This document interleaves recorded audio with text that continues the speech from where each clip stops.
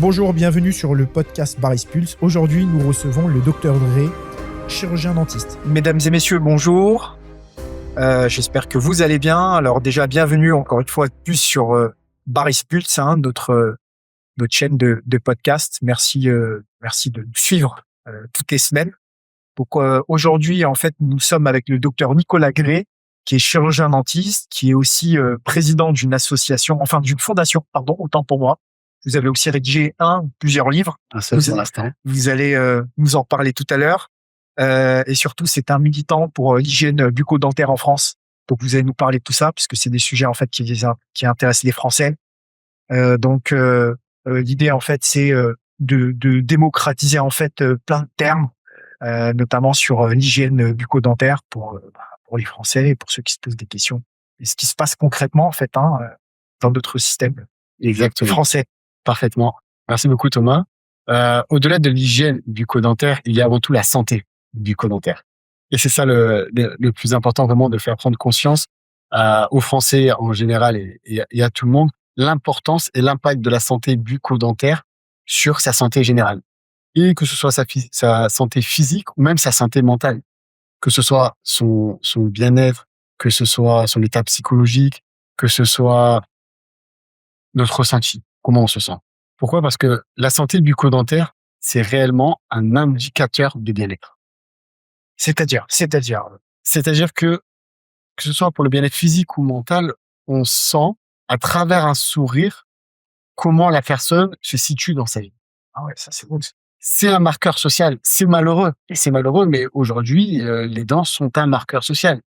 Et aujourd'hui, si on veut réussir dans les affaires, si on veut réussir familialement, amicalement, socialement, professionnellement, il est important d'avoir un beau sourire. Alors, je vais rebondir sur ça, Nicolas. Moi, le premier, vous voyez, j'ai refait mes dents. Et concrètement, en fait, j'avais pas des dents très moches. Attention, je suis pas un spécialiste, mais j'étais pas à l'aise. En fait, j'étais pas à l'aise. Et c'est vrai que depuis que je me suis refait faire les dents, ma vie a changé. Ma vie a changé, c'est-à-dire que concrètement, je souris. J'ai beaucoup plus confiance en moi, et c'est une certaine confiance. Et donc, alors qu'initialement, vos dents étaient tout à fait correctes. Tout à fait. Mais il y avait quand même ce sentiment d'être mal à l'aise. Parce que d'un côté, vous recherchez la subtilité, vous cherchez à être propre, à être bien nickel dans tous les états. Et il manquait ce détail au niveau des dents, cette recherche de perfection qui se manifeste également au niveau des dents.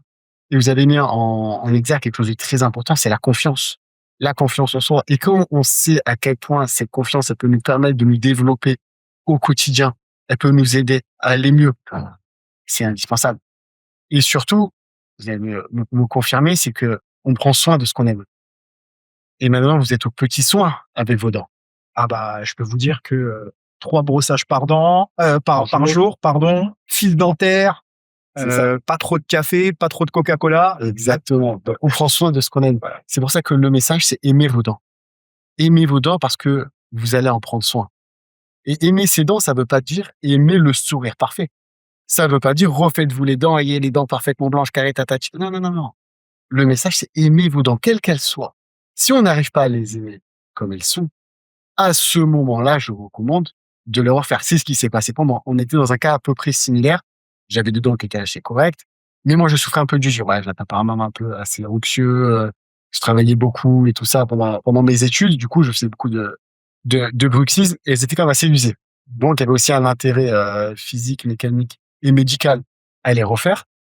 Mais il y avait avant tout cette recherche d'esthétique et de se sentir bien. Et c'est vrai que ça fait quasiment 10 ans que je les ai refaites. Vous devez savoir ce que c'est de passer devant n'importe quel miroir et de se regarder comme ça fait quelque chose. Et pourquoi j'ai appelé ma fondation Deuxième Cœur?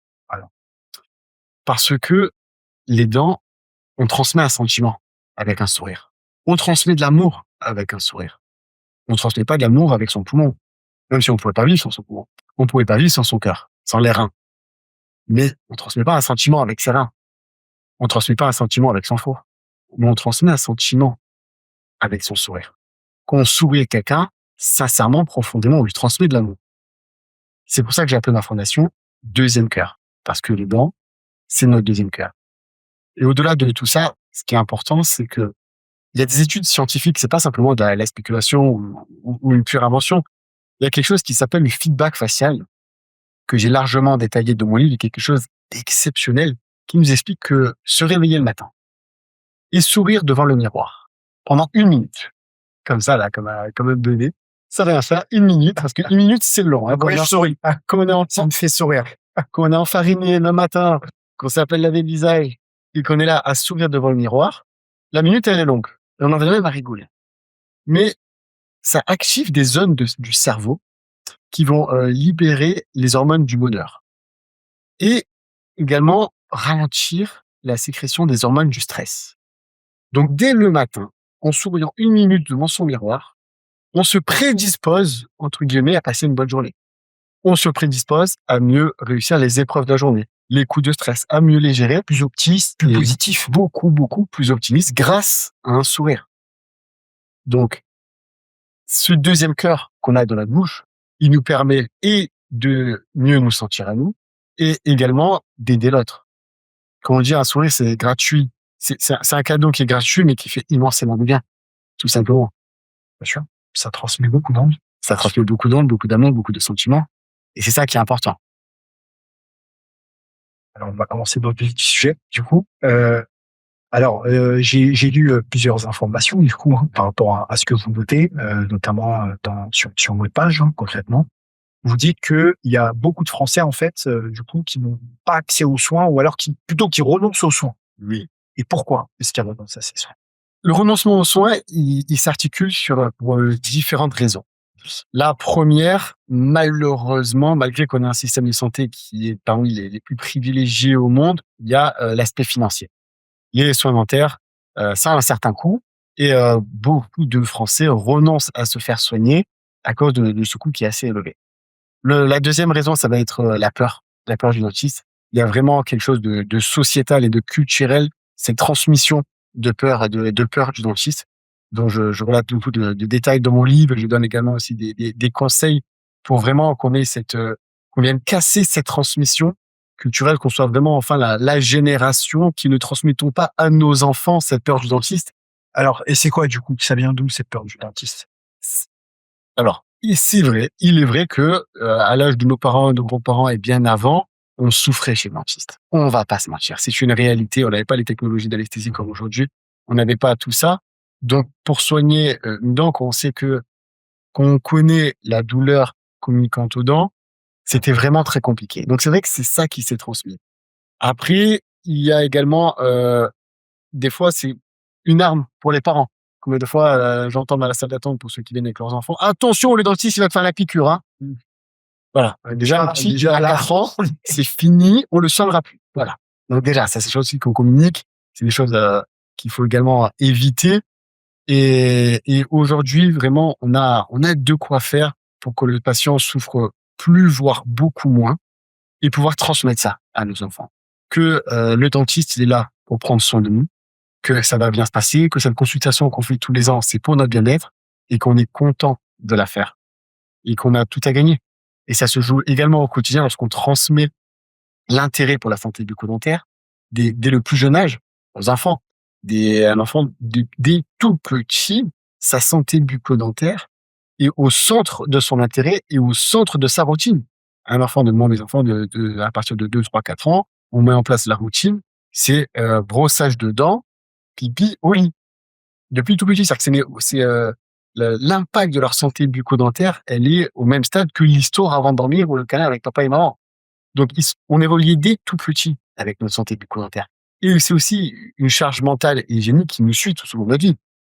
Il y a très peu d'organes dont on prend autant soin spécifiquement tout au long de notre journée et tout au long de notre vie que les dents. Donc, c'est ça également qu'il faut transmettre pour annihiler la peur du dentiste. Et la troisième raison, c'est également, malheureusement, malgré tous les efforts de santé publique qui sont faits, c'est les déserts médicaux. Donc voilà, on sait que tout ce qui va être Paris, Marseille, les grandes villes, c'est pas très compliqué d'avoir un rendez-vous assez rapproché chez le dentiste, mais il y a des endroits où lequel ça peut être extrêmement compliqué, c'est 1 année voire plus, ou carrément ce n'est pas possible à moins de 2 heures de train ou 3 heures de voiture. Bah, ça, on passe en revue les différentes raisons du renoncement aux soins pour la santé. Quel serait le pourcentage du coup des personnes qui renoncent du coup aux soins, par exemple, par rapport aux tarifs, ou par rapport à la peur? Est-ce que vous avez des pourcentages comme ça? Il me semble qu'on était à 20%. 20%, je crois que c'était des statistiques qui datent de 2024. D'accord. Donc, je sais pas si on t'a actualisé depuis, mais autour de 20% des personnes qui ont renoncé sur les 2 années précédentes à des soins supplémentaires. C'est énorme, c'est monstrueux.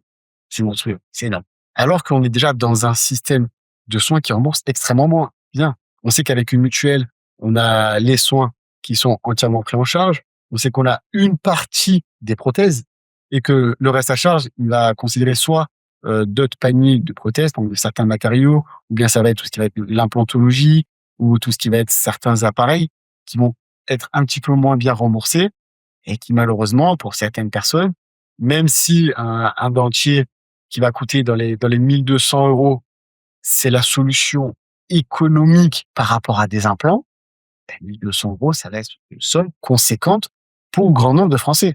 Ce qui explique que la proportion absolument énorme de personnes qui renoncent aux soins de santé bucco-dentaire malgré tous les efforts de santé publique et de prise en charge qui sont faits par les organismes.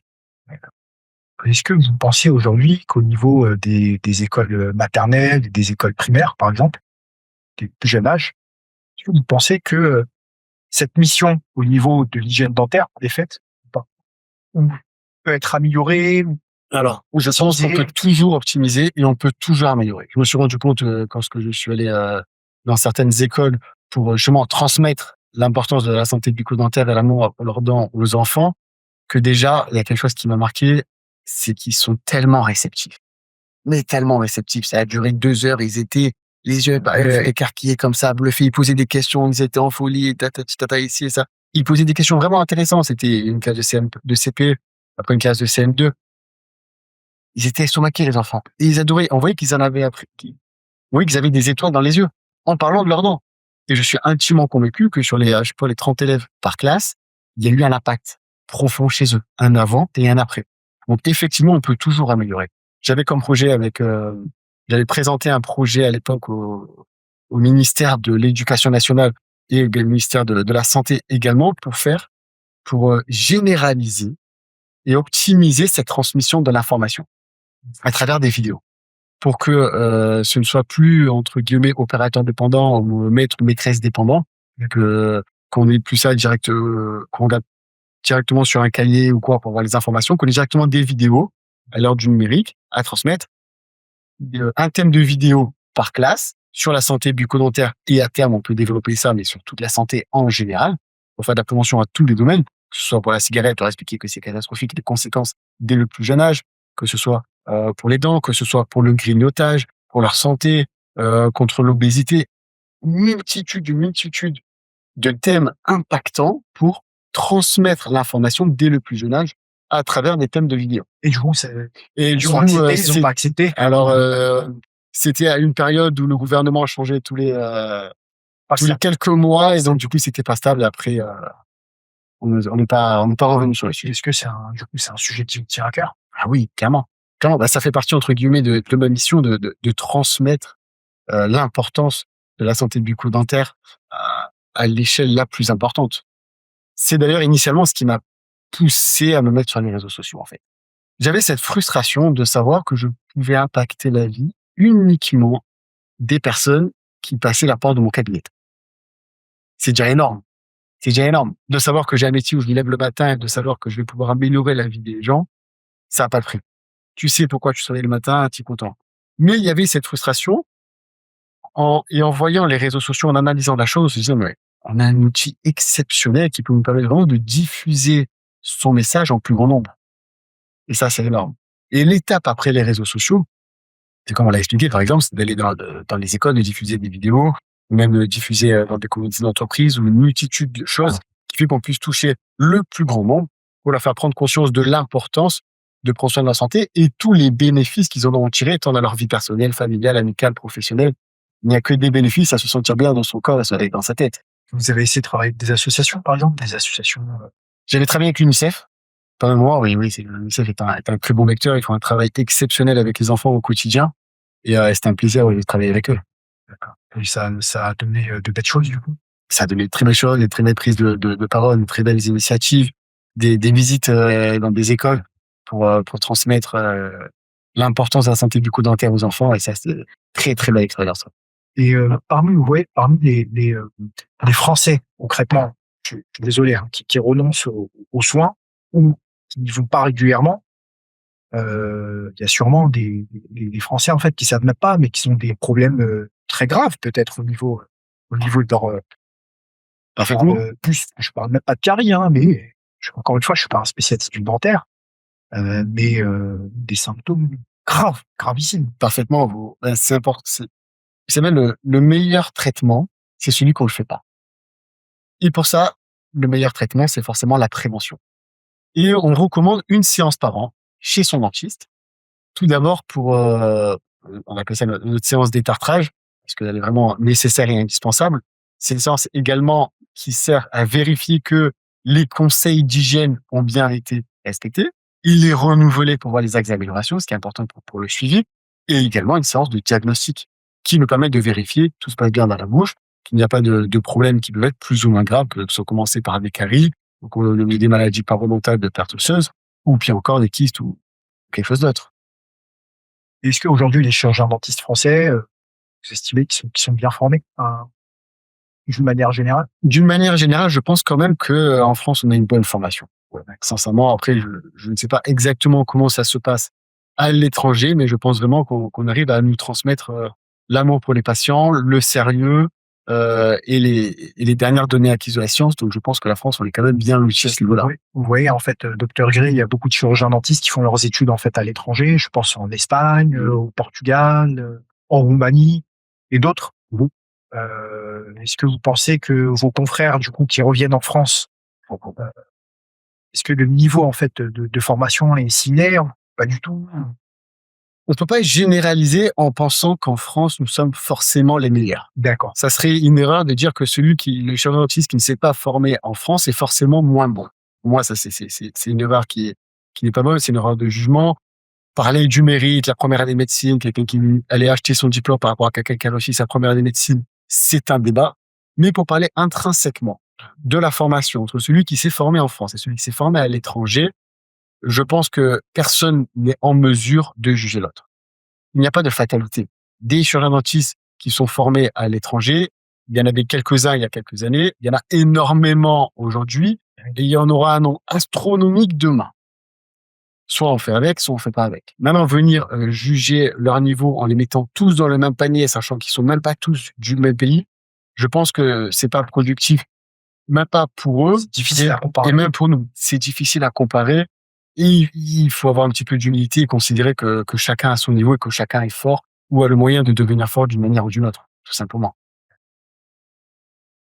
Il n'y a pas que des flèches qui sortent de la France et il n'y a pas que des personnes qui sont mal formées qui sortent de l'étranger. Je pense qu'il y a des excellents praticiens qui sortent de l'étranger, qui a toujours moyen de se former en France d'une autre manière avec des diplômes universitaires, avec des formations privées. Donc il y a largement de quoi faire pour ceux qui se forment à l'étranger. Bon, très bien, merci beaucoup. Donc du coup, vous êtes, président, de votre fondation, hein? Est-ce que vous pouvez nous en parler un peu plus en détail? Donc concrètement, vous êtes un militant, pour, l'hygiène bucco-dentaire en France, pour le sourire, deuxième cœur. Est-ce que vous pouvez nous en dire un peu plus? Déjà, ça fait combien de temps que vous l'avez, fondé? Avec qui? L'intérêt de cette fondation Deuxième Cœur, c'est avant tout de transmettre. De transmettre l'amour et l'information pour la santé bucco-dentaire. De faire prendre conscience que la dent, c'est pas un organe isolé. La dent, c'est pas simplement une dent que lorsqu'elle va être malade, on va la soigner, mais que c'est simplement le reflet de notre santé générale. Notre bouche est le reflet de notre santé générale à beaucoup d'égards. Il y a aussi quelque chose qui est méconnu, c'est le lien entre la santé bucco-dentaire et la santé générale. On pense que lorsqu'on a un problème d'une dent, on va avoir un problème cassé dents, sans penser qu'on peut avoir des problèmes cardiovasculaires, du diabète. On va avoir un lien avec les maladies neurodégénératives, les Parkinson, Alzheimer. On va avoir, pour les femmes enceintes, un problème d'accouchement prématuré, de prééclampsie. Oui, tout ça, c'est des informations qui font que peut-être que la personne âgée de 75 ans qui aujourd'hui a Alzheimer, elle aurait aimé savoir à 40 ans qu'en ne soignant pas sa parodontite, qui est une maladie des gencives, elle risquait d'avoir ça à 70 ans. Que la personne de 20 ans qui prenait tout juste soin de ses dents, mais qui faisait pas son contrôle tous les ans et à qui ça a développé une maladie parodontale à 30 ans, que sa santé bucco-dentaire à 30 ans pourrait lui provoquer un accouchement prématuré. Ça, c'est des informations qui sont pour moi primordiales et qui sont indispensables à transmettre. Comme je dis, aujourd'hui, on a une chance inouïe, c'est d'avoir accès à l'information et à la formation. Et il faut se servir de tous ces vecteurs pour pouvoir la diffuser.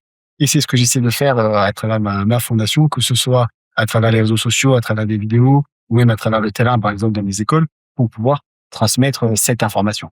D'accord. Et du coup, vous faites plusieurs événements par an, dans le côté public, dans le côté privé aussi, je pense. Plus dans le côté public, c'est à travers les écoles, pour venir visiter les enfants et leur transmettre les informations. Après, comme j'ai expliqué, de la même manière que je pouvais impacter de manière physique uniquement le nombre de personnes qui passaient le pas de la porte de mon cabinet, quand je vais dans les écoles, effectivement, il y a ce lien qui se fait, qui est très, très, très fort. Mais je peux transmettre l'information qu'au nombre de personnes, d'enfants qui sont présents dans la classe.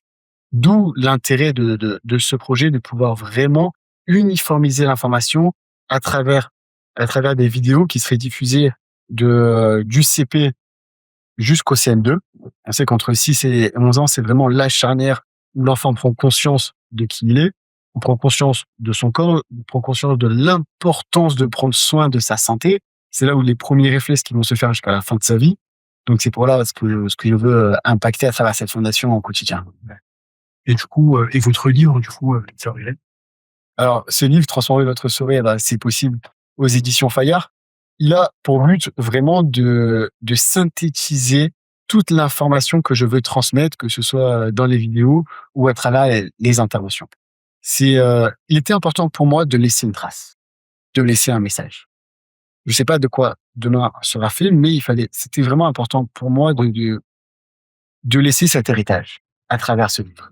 Et il s'axe principalement en deux directions. La première, c'est le lien entre la santé bucco-dentaire et la santé générale. Il va parler plus globalement de la bouche et de la santé, le lien entre la bouche et le reste du corps. Comment prendre soin de ses dents, tous les conseils qu'on peut prendre. Il fait aussi une cartographie de l'état de santé générale actuellement de la France et quels sont les moyens d'améliorer l'état de santé bucco-dentaire général des Français.